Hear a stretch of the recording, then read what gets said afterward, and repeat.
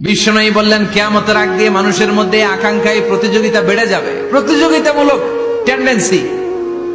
কার চেয়ে কে বড় হতে পারে, কার চেয়ে কে বেশি টাকার পাহাড় বানাতে পারে, আছে না নাই? বিশ্বনবী বললেন ওয়া আনতারাল হুফাতাল উরাতাল আলাতা রিয়া আশ-শাইয়াতা তাওয়ালুনা ফিল বুনিয়ান। কিয়ামতের আগে এমন কিছু লোক যাদের গায়ে দেওয়ার মতো জামা ছিল না, পায়ে দেওয়ার মতো জুতা ছিল না, পেটে দেওয়ার মতো খাবার ছিল না, সমাজের কেউ তাদেরকে চিনত না। হঠাৎ করে এই লোকগুলো ধনী হয়ে যাবে। And they will start to construct, they will compete to construct high rises building in the cities. শহরে গ্রামে এরা বড় বড় বিল্ডিং বানানো শুরু করবে। এই উঁচা উঁচা বিল্ডিং আমাদের সমাজে আছে না নাই? কৃষ্ণপুরে 2 তলা 3 তলা বিল্ডিং আছে নি? আছে। আজ থেকে 20 বছর আগে ছিল? আমি তো 20 বছর আগে যখন আসছি কিছুই ছিল না, খালি পানি আর পানি। আর এখন 2 তলা 3 তলার অভাব নেই। এই যে বিল্ডিং বানানোর প্রতিযোগিতা, কুমিল্লা শহরে আজ থেকে 20-25 বছর আগে 5 তলা 6 তলা একটা বিল্ডিং ছিল না, এখন 10 তলা 20 তলা আছে না নাই?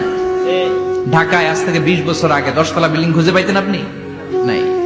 গোটা বিশ্বব্যাপী এখন টাওয়ার বানানোর প্রতিযোগিতা। বিশ্বনবী বললেন এদের কোনো টাকা ছিল না। পৃথিবীর সবচেয়ে বড় টাওয়ার এখন আরব দেশে, এদের কোনো টাকা ছিল না।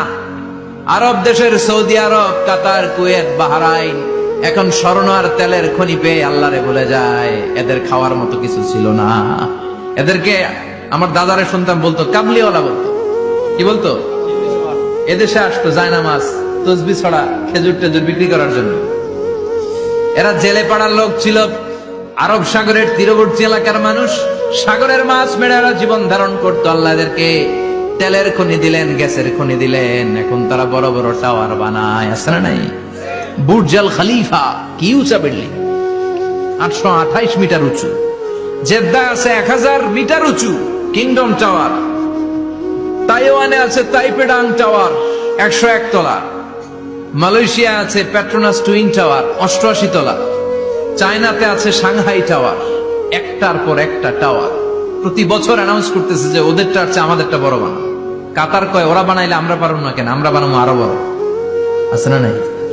শাগালাত কুমুত তাকাসুর, যে আরো লাগবে, আরো বড় হতে হবে, এই টেন্ডেন্সি মানুষকে আখিরাত থেকে একেবারে গাফেল বানিয়ে দিয়েছে। চিল্লায় বলেন ঠিক কিনা? টাকার পাহাড় বানাতে চায়, দরকার থাকলেও চায়, না দরকার থাকলেও চায়।